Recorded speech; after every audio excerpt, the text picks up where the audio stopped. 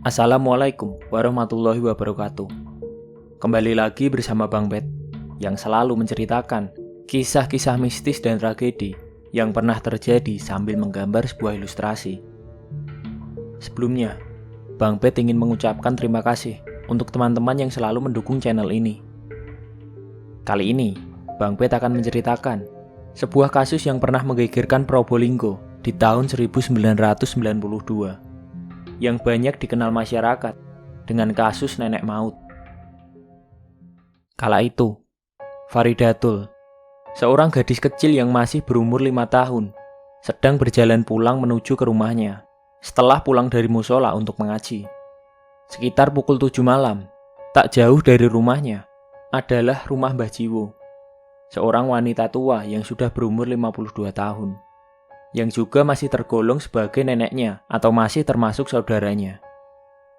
Farida memang sering bermain ke rumah Mbah Jiwo.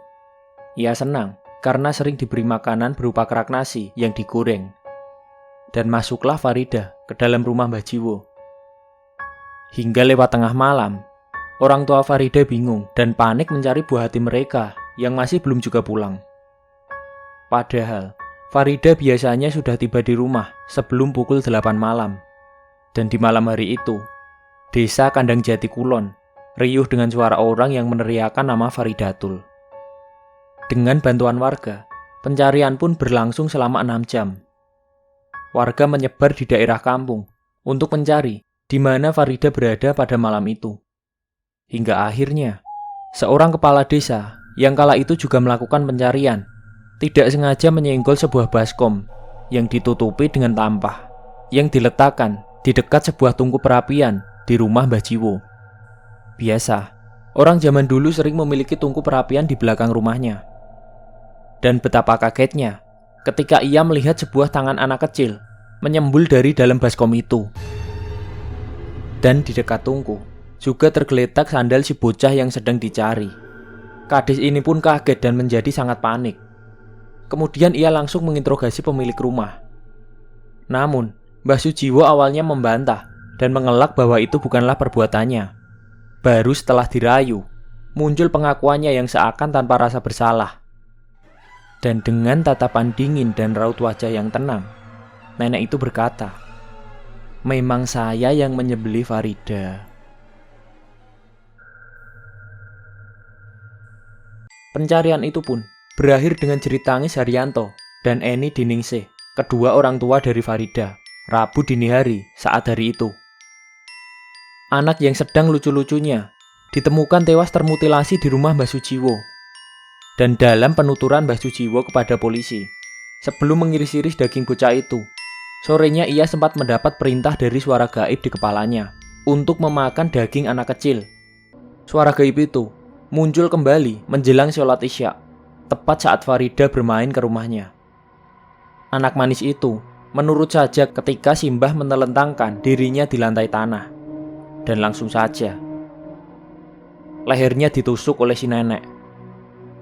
Dengan kondisi bersimbah darah, menurut Mbah Jiwo, Farida sempat bertanya di sisa-sisa kesadarannya, "Mbah, kenapa saya dibunuh?"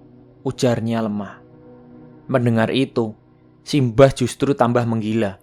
Tubuh mungil itu digendongnya sambil mengelilingi ruangan rumahnya. Tak cukup sampai di situ, daging Farida kemudian diiris-iris menjadi 79 bagian.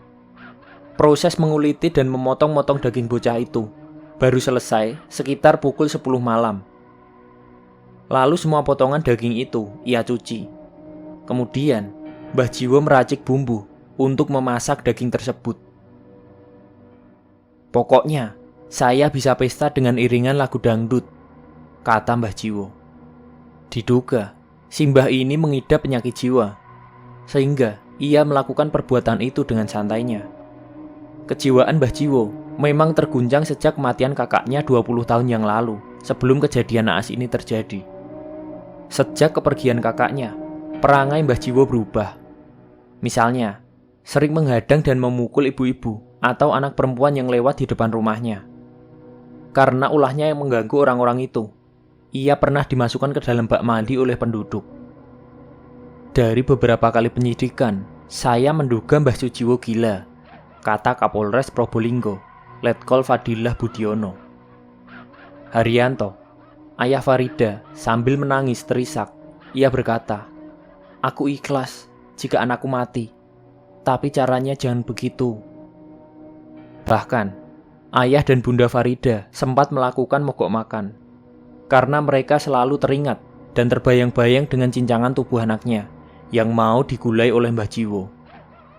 Kasus ini sempat menjadi momok menakutkan bagi anak-anak kecil kala itu, bahwa masih ada Mbah Jiwo lainnya di luar sana. Tak jarang, mereka diancam dengan awas dimasak jadi rawon sama Simbah loh, ketika mereka menolak pulang atau tidak menuruti perintah orang tuanya. Sekian cerita yang bisa Bang Bet ceritakan. Semoga video-video yang Bang Bet buat bisa menambah pengetahuan atau hanya menjadi sebatas hiburan untuk teman-teman semua. Silahkan tulis di kolom komentar jika ada kritik, saran, atau info yang belum Bang Bet sampaikan. Atau kalian juga bisa request jika kalian ingin Bang Bet membuat suatu cerita yang belum Bang Bet buat. Serta like jika kalian suka dengan video ini dan subscribe untuk mengetahui update video Bang Bet selanjutnya. Wassalamualaikum warahmatullahi wabarakatuh.